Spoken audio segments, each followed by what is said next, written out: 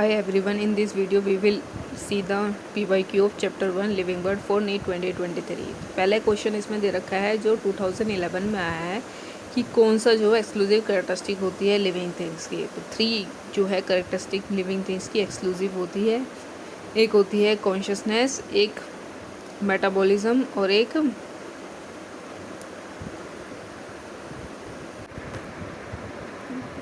Metabolism हो गया, consciousness हो गया और तीसरी होती है कैरेक्टरिस्टिक जो लिविंग थिंग्स की होती है एक मेटाबॉलिज्म। तो यहाँ पे एनसीईआरटी का रेफरेंस भी मैंने दे रखा है, आप देख सकते हो। सेलुलर ऑर्गेनाइजेशन और कॉन्शियसनेस दे रखी है। डिफाइनिंग प्रॉपर्टी ही एक्सक्लूसिव कैरेक्टरिस्टिक होती है, तो इसका ऑप्शन ए हो जाएगा करेक्ट। कॉन्शियसनेस का मतलब यही होता है इवेंट जो इन्वायरमेंट में हो रहे हैं उनका परसेप्शन करना और उनकी मेमोरी।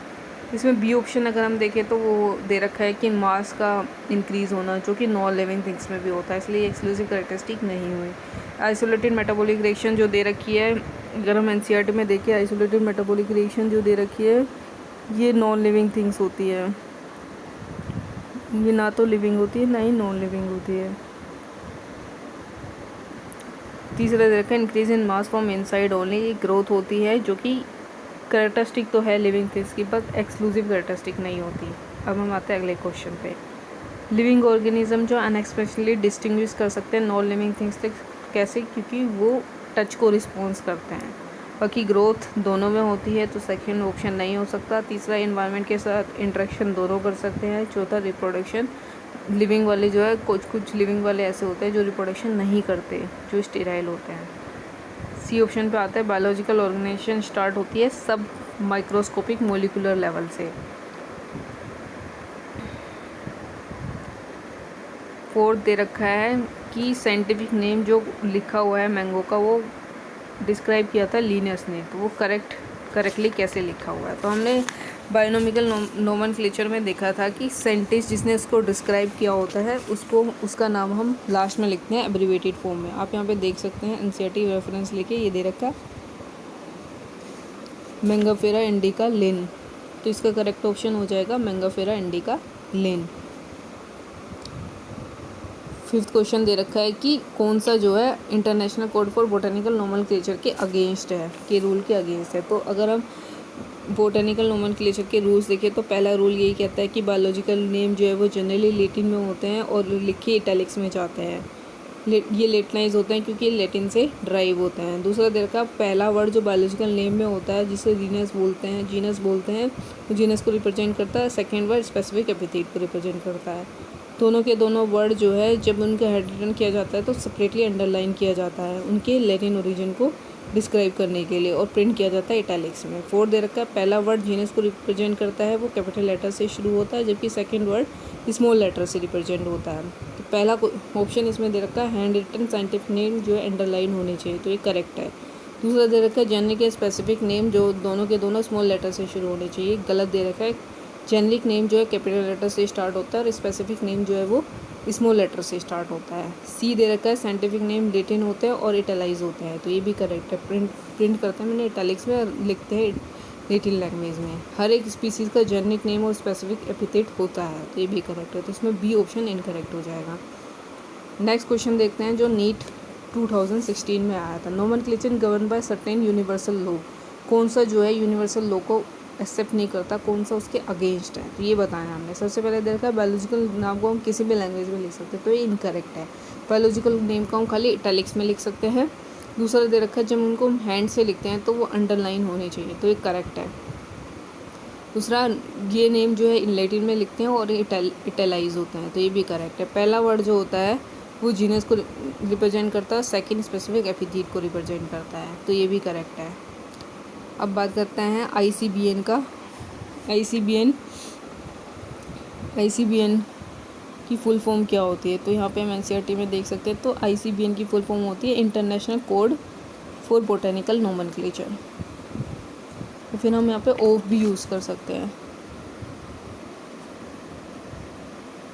हम आते हैं बायोसिस्टमैटिक्स का क्या मतलब होता है। जो सिस्टमैटिक्स का मतलब होता है वही बायोसिस्टमैटिक्स का मतलब होता है।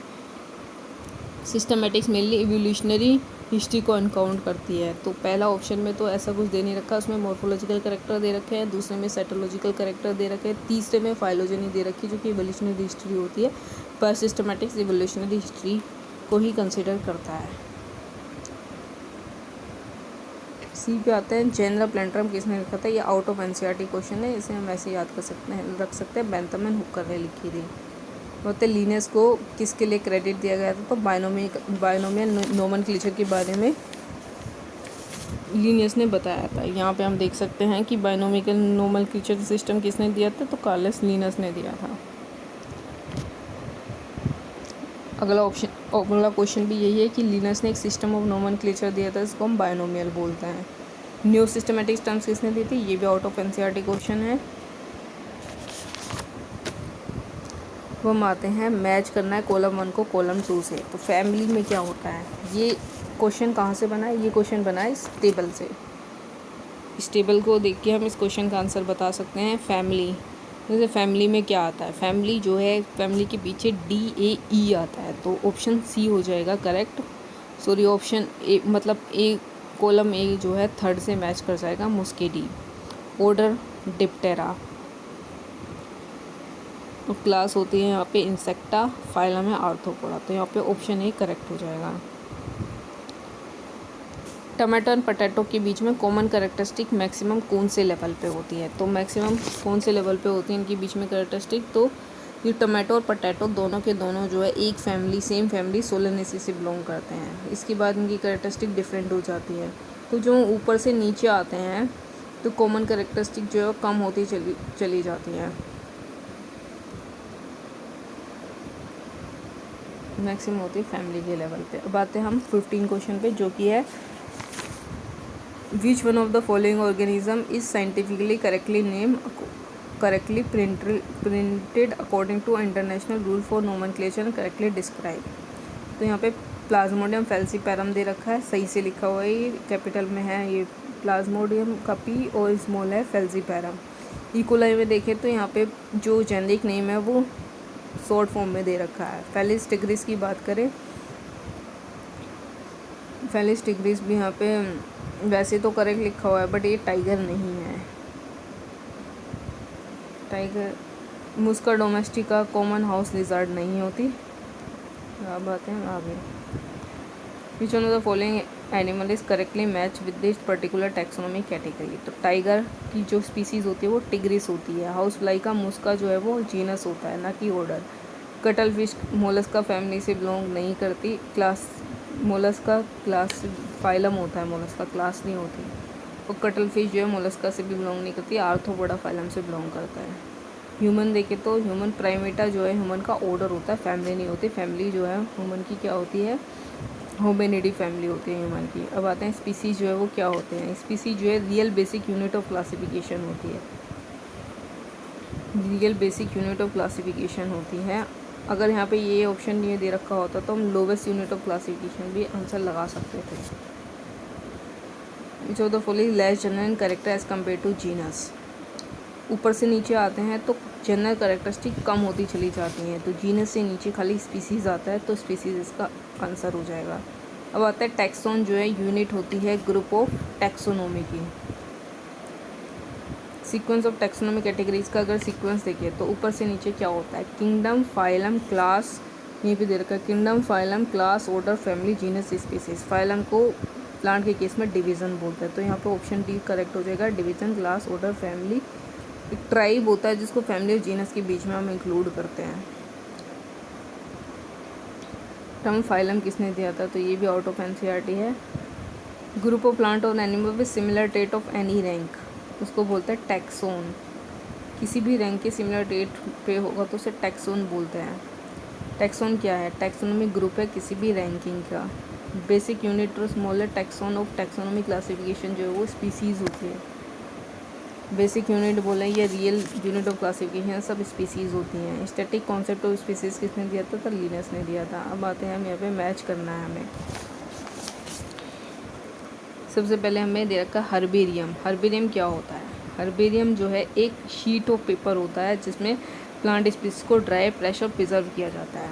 यहाँ पे देखो और उस पर डिस्क्रिप्शन लगा होता है along with description of herbarium sheet. ये स्टोर हाउस और रिपोजिटरी होता है। हर्बेरियम में एक लेबल होता है जो date and place of collection बताता है। इंग्लिश बोटेनिकल लोकल नेम बताता है। फैमिली और कलेक्टर्स नेम बताता है। क्विक रेफरेंस सिस्टम होता है टैक्सोनॉमी स्टडीज़ का। तो हर्बेरियम का ऑप्शन जो है वो हर्बेरियम ए का जो कॉलम है वो थर्ड से मैच कर रहा है। यहाँ पे प्लांट स्पीसीज को ड्राई प्रेस और प्रिजर्व किया जाता है सीड के ऊपर।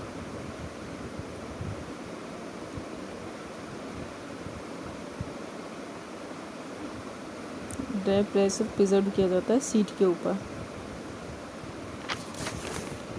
यहाँ दे रखा है ड्राई प्रेस और प्रिजर्व किया जाता है सीड के ऊपर। Herbarium is a store house of collective plant specimen that are dry press और प्रिजर्व्ड ऑन सीड। की बात करें तो की जो है क्या होता है, की जो एक लिस्ट होती है जो मैथमेटिकली इनुमरेट करती है सारी स्पीसीज जो एक एरिया में पाई जा रही है, उसका ब्रीफ डिस्क्रिप्शन देके एडिंग नहीं, ये नहीं होती। की का मतलब होता है बुकलेट जिसके अंदर लिस्ट ऑफ कैरेक्टरिस्टिक होते हैं और उनके अल्टरनेटिव्स होते हैं जो आइडेंटिफिकेशन में हेल्प करते हैं।